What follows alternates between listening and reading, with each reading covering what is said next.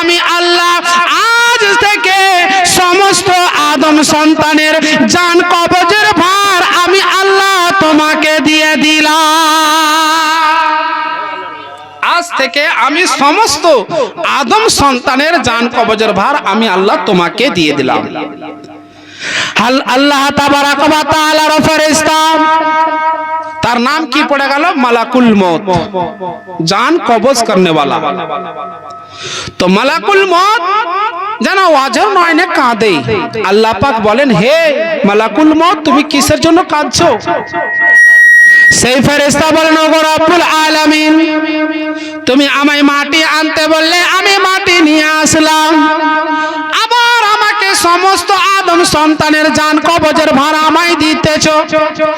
মায়ের আগাদিক হইতে সন্তানের জানখানা কবজ করে নিয়ে আসবো, স্বামীর আগাদিক হইতে স্ত্রীর জানখানা কবজ করে নিয়ে আসবো। ওগো রব্বুল আলামিন, তার বাবা আমাকে গালি গুলোজ করবে, তার স্বামী আমাকে গালি গুলোজ করবে, তার স্ত্রী আমাকে গালি গুলোজ করবে। আমার মহান রব্বুল আলামিন বললেন, ও আমার ফেরেশতা, তা নিয়ে তুমি চিন্তা ভাবনা করো না। আমি রব্বুল আলামিন আমি এমনই একটা ব্যবস্থা করে দেব, আমি ভয়ে ভয়ে মারামারি দিয়ে দেব, আমি পথের মধ্যে দুর্ঘটনা দিয়ে দেব, আমি রাস্তার মধ্যে অ্যাক্সিডেন্ট দিয়ে দেব, আমি অসুখ দিয়ে দেব। ও আজরাইল, তোমার নাম নিয়ে না বলবে অমুক লোকটা অসুস্থ হয়ে মারা গিয়েছে। ঠিক না ভুল? আমি এখন যাও বাড়ি, যদি দুর্ঘটনা ঘটে যায় তাহলে কেউ বলবে না যে আজরাইল জানখানা কবজ করেছে, বলবে কি যে লোকটা অ্যাক্সিডেন্টে মরেছে। কথা ভুল নয়। আল্লাহ পাক বলছেন তার সমস্ত কিছু তোমার ব্যবস্থা করে দেব, তুমি চিন্তা ভাবনা করো না। ভাইয়ে মায়ে মারামারি করবে, তার মধ্যে গিয়ে তুমি জানখানা কবজ করে নিবে, বলবে ভাই ভাই মারামারি করে মরেছে। আমি অসুস্থ দিয়ে দেব, তার মধ্যে তুমি জানখানা কবজ করে নেবে, বলবে লোকটা অসুস্থ হয়ে মরেছে। রাস্তাতে আমি অ্যাক্সিডেন্ট দিয়ে দেব, তার মধ্যে গিয়ে জানখানা কবজ করে নেবে, বলবে লোকটা অ্যাক্সিডেন্ট হয়ে মারা গেছে।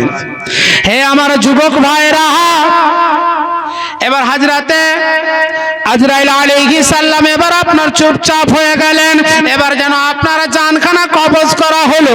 এবার যখন আপনার জান কবজের ভার দিয়ে দেওয়া হলো, তার আপনার উপাধি নাম দেওয়া হলো মালাকুল মউত, অর্থাৎ জান কবজ করনে वाला। এবার যখন আদম সন্তানের জানখানা কবজ করা হলো, জানখানা কবজ করার পরে এবার আত্মীয় স্বজন পাড়া প্রতিবেশী লোকেরা সকলকে আপনারা ডাকা হয়। মসজিদের ইমামকে গিয়ে বলে, ওগো মাওলানা সাহেব, একটু আপনি মসজিদে এলান করে দিন না, আমার বাবা ইন্তিকাল করে গেছেন। আমার আত্মীয় স্বজন এবার কি করেন?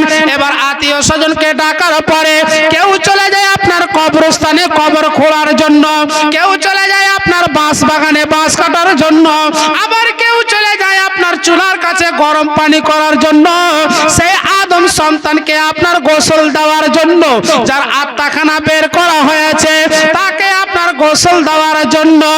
এ যুবক,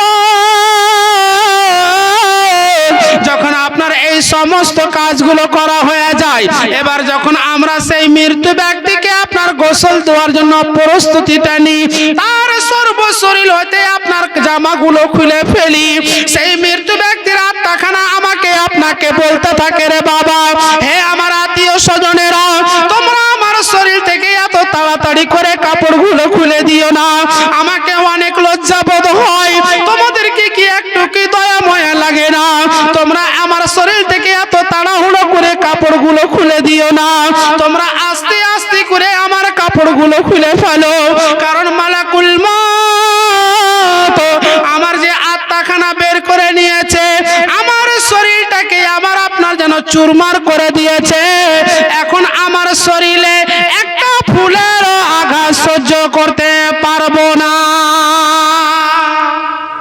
আমরা বলছি সহজ মানুষ মরে গেল, কিতাব লেখক লেখেন যে মালাকুল মউত তার পেশানিতে অথবা পিঠের মধ্যে এসে আঘাত করে আত্মাকে বের করে মেরে মেরে। আমরা বলছি খুব সহজ, লোকটা মরে গেল, কিন্তু না, মতের কি যন্ত্রণা, মতের কি আঘাত, যার গিয়েছেন সেই জানে কতটা ব্যথা।